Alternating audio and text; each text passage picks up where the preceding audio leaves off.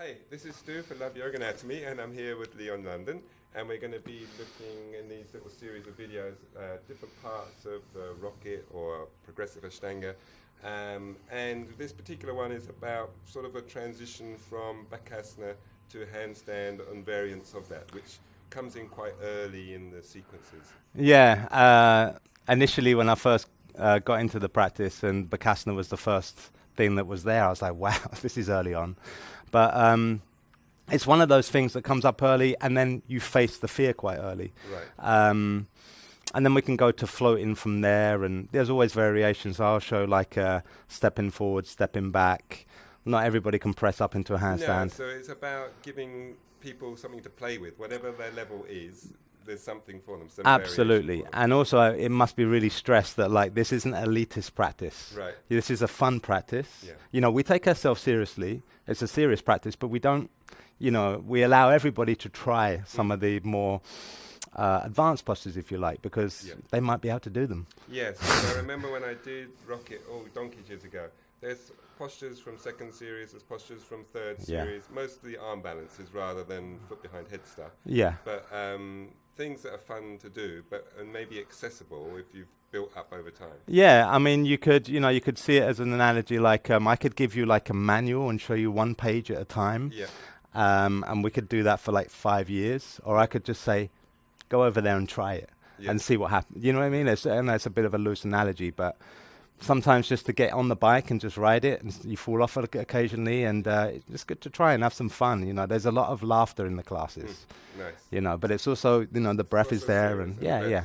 Okay. So we're going to do Bakasana, transition, possibly the handstand and variants of it. Yeah, and I can show a couple of drills that might help people that are actually not, they're somewhere between, you know, they've got Bakasana, but they can't quite take it up, and then there's a couple of drills that might be, I might be able to show you that might be able to help that out. Because a lot of people, me included, actually, feels like your knees are welded to the welded either to the inside of your armpits, hopefully, or somewhere down near your elbow. It's like, so the thought of actually lifting up is like super difficult. Yeah, there's just a few pointers that if you kind of think of it a slightly different way, then things start to happen. Cool, good. Yeah. I'll leave you to it. So really, when we get to this part of the practice, so straight after the sun salutes, it's kind of straight in. So we go into Utkatasana, but rather than be here, which some people find a little bit constricting, Larry would take the hands, turn them inside out, interlace the fingers, and stretch into the shoulders this way. So we'll take 5 breaths here.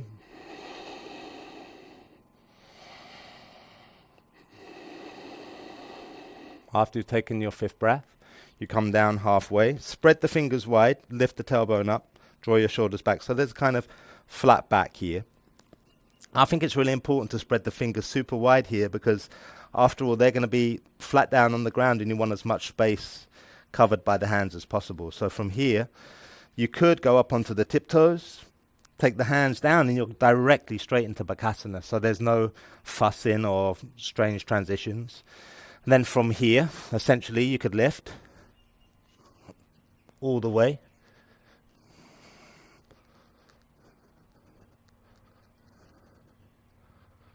And stay here for 5. Then perhaps take it back to Chaturanga. So it's not going to be easy. But there's a few variations, I mean really simple ones. And the most important thing is to, I think in the practice, not fuss too much. So you see people at this point, hands down and walking their legs all around to try and get into the position. But if you just take your time, be calm,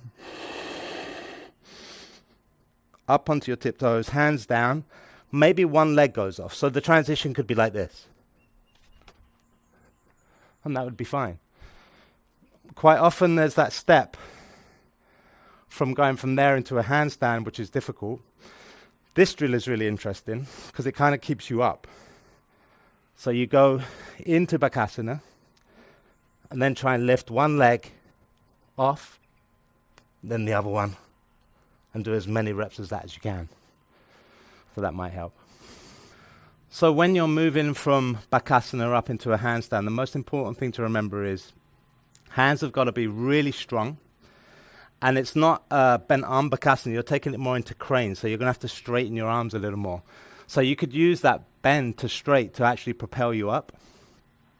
So from here to straight already gives you a kind of lift. Lifting your tailbone up really helps. Exhaling as you come up and squeezing on the banders, obviously. So all of those points to just push as the arms are bent. Think of it like a kind of bench press.